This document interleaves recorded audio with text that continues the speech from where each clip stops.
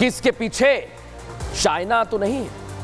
क्या इस साजिश के पीछे ड्रैगन और सुपर पावर अमेरिका का हाथ होने का शक जताया जा रहा है? लेकिन आखिर क्यों ऐसा हो रहा है? साजिश में दोनों देशों के नाम सामने आ रहे हैं, लेकिन उससे पहले चाइना पर शक क्यों, यह समझ लीजिए। चीन की स्ट्रेटेजी क्या है?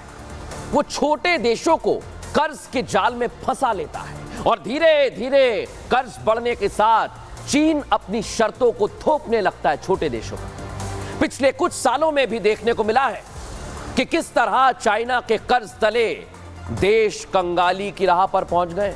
पाकिस्तान कंगाल हो चुका है, आपको पता है दर्शकों। लेकिन आप सोचिए, बांग्लादेश में भी तख्ता पलट हो गया है। और क्या ये चीन की चाल है? मैं समझाऊंगा आपको, समझ लीजिए। बांग्लादेश पर चीन का $6 बिलियन का कर्जा है, सोचिए आप। और कर्ज तले बांग्लादेश चीन की हर शर्त मानने को मजबूर हो गया है। कर्ज के साथ ही चीन के हथियारों पर भी बांग्लादेश पूरी तरह से निर्भर है। रक्षा क्षेत्र के बहाने बांग्लादेश में दखल बढ़ाने की कोशिश है चीन। बांग्लादेशी सेना चटगांव ड्राई डॉक में जहाज बना रही थी, लेकिन क्या हुआ? दूसरे देशों की तरह चीन ने भी इसमें दिलचस्पी दिखाई। बांग्लादेशी सेना चीन को योजना में शामिल करने से हिचक रही थी, घबरा रही थी। और पिछले 5 सालों में चीन ने बांग्लादेश में भारी निवेश किया। दर्शकों, बेल्ट एंड रोड प्रोजेक्ट में चीन का महत्वाकांक्षी प्रोजेक्ट भी है और प्रोजेक्ट में बांग्लादेश को जोड़ने की जुगत में है चीन। इसलिए चीन पर यह शक बहुत ज्यादा बढ़ रहा है।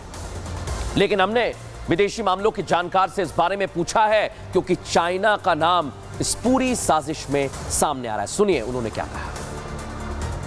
तो हाल ही में जब शेख हसीना चाइना का दौरा हुआ था, वो अपना दौरा बीच में छोड़ के वापस आई। उसकी एक ख़ास वजह बतलाई जाती है कि चाइना उनको प्रेशराइज कर रहा था और बड़े बांग्लादेश में अपने आप को इन्वॉल्व करने के लिए, जो शेख हसीना को मंजूर नहीं था, इसलिए वो जल्दी अपना दौरा अपने ख़त्म करके वापस आई। तो इससे वेरी क्लियर इंडिकेशन है कि चाइनीज़ लीडरशिप शेख हसीना से नाराज़ थी और इसीलिए ये जो एक स्टूडेंट एजिटेशन को एक ऐसा रुख दे दिया गया कि एक पूरी मॉब वायलेंस की तरह ये उभर के आया है सामने और बांग्लादेश को स्टेबलाइज कर रहा है। देख लिया दर्शकों आप, एक तरफ चाइना है जो देश को कर्ज में देकर पंगु बनाने की जुगत में लगा हुआ है, तो दूसरी तरफ कौन है? अमेरिका। अमेरिका के रिश्ते बांग्लादेश के साथ कुछ अच्छे नहीं है। वो भी समय समय पर बांग्लादेश के खिलाफ बयानबाजी करता है। मैं आपको बता रहा हूं, दोनों देशों के रिश्तों में तनातनी उस वक्त और ज्यादा बढ़ गई थी जब अमेरिका के बांग्लादेश में सैन्य अड्डे बनाने की पेशकश को शेख हसीना ने ठुकरा दिया था, सोचिए आप। और अब बांग्लादेश में बगावत के तार अमेरिका से भी जुड़ते हुए नजर आ रहे हैं दर्शकों। इसके पीछे भी अमेरिका की चाहत है। क्यों ऐसा कह रहा हूं, समझ लीजिए। जनवरी में शेख हसीना 5वीं बार प्रधानमंत्री बन जाती है और चुनाव के दौरान यूएस ने शेख हसीना का विरोध किया था दर्शकों।